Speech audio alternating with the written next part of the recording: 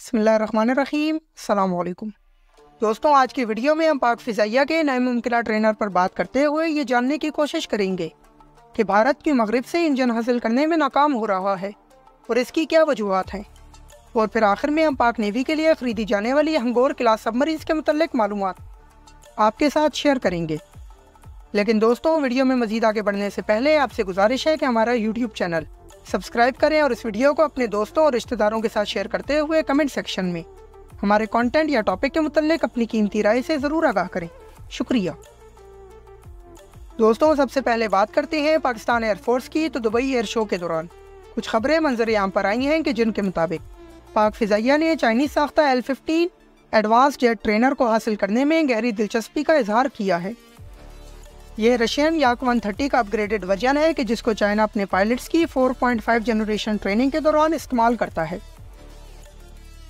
अगर हम L-15 की स्पेसिफिकेशंस पर बात करें तो इसकी लंबाई 12.4 मीटर, चौड़ाई 9.4 मीटर और ऊंचाई 4.7 मीटर है।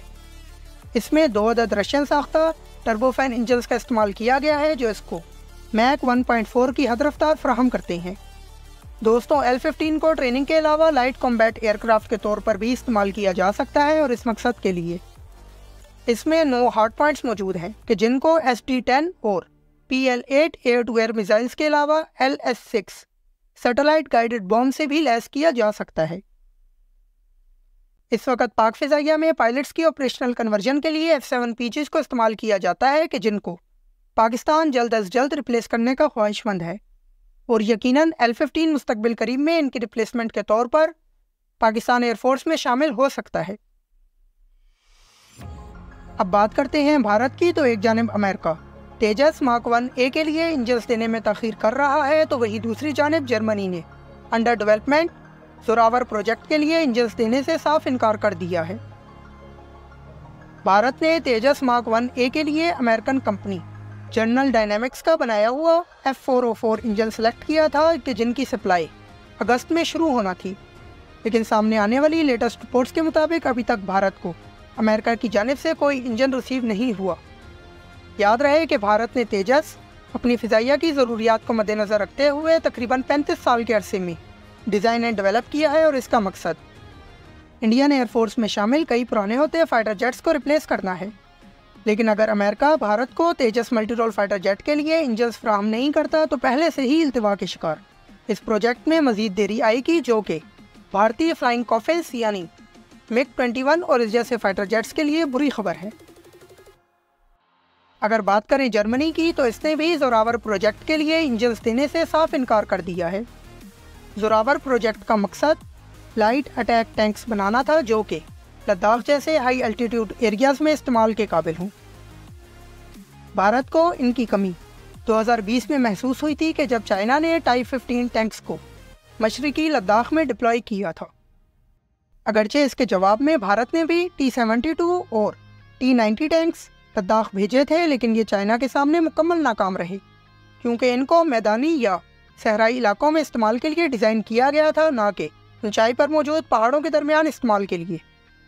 कुछ इंडियन मीडिया रिपोर्ट्स के मुताबिक असल में भारत ने जर्मन साख्ता इंजन्स लेने से इनकार किया है क्योंकि वो हाई अल्टीट्यूड एरियाज़ में अपनी परफॉर्मेंस से इंडियन ऑफिशियल्स को इम्प्रेस करने में नाकाम रहे थे।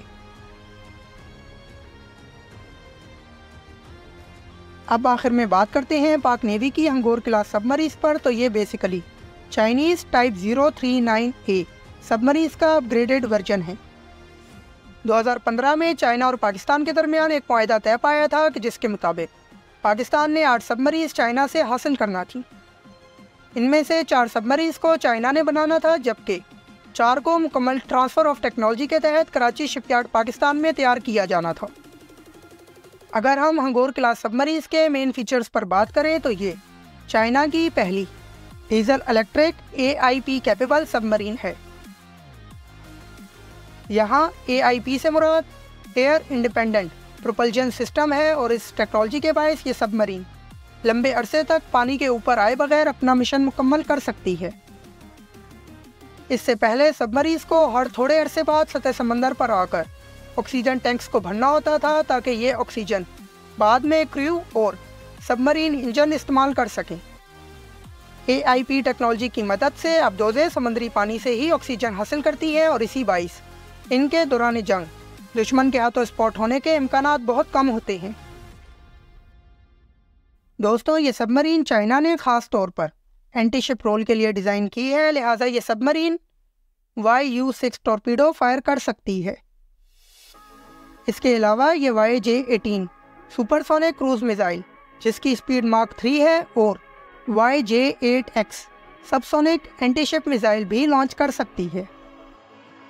Hangor class anti submarine warfare में CY-1 रॉकेट्स फायर करती है जो कि अबदोज़ के खिलाफ इस्तेमाल किया जाता है। इसमें कॉम्बैट कंट्रोल सिस्टम भी मौजूद है, लेकिन इसकी एक और ख़ास बात इसकी स्टेल्थ कैपेबिलिटीज़ हैं। इसमें मॉडर्न नॉइस रिडक्शन टेक्निक का इस्तेमाल किया गया है जिसके बाइस इसको खुले समंदर में तलाश करना तकरीबन नामुमकिन है। इसके अलावा हंगोर क्लास की टॉप स्पीड 20 नॉट है और ये 300 मीटर की गहराई तक जा सकती है, लेकिन रिपोर्ट्स के मुताबिक चाइना ने इसको 550 मीटर की गहराई तक भी टेस्ट किया हुआ है। यहाँ मैं आप दोस्तों को ये बात भी बताना चाहूँगा कि हंगोर क्लास सबमरीन की डिस्प्लेसमेंट यानी वज़न उठाने की सलाहियत 3600 टन है, जो कि इस वक्त पाकिस्तान और भारतीय नेवी में मौजूद किसी भी सबमरीन से ज़्यादा है। ज़्यादा डिस्प्लेसमेंट का सीधा सा मतलब है कि ज़्यादा हथियार जो कि दौरान जंग दुश्मन के खिलाफ इस्तेमाल होंगे। पाकिस्तान जिंदाबाद, पाकिस्तान आर्म्ड फोर्सेस जिंदाबाद।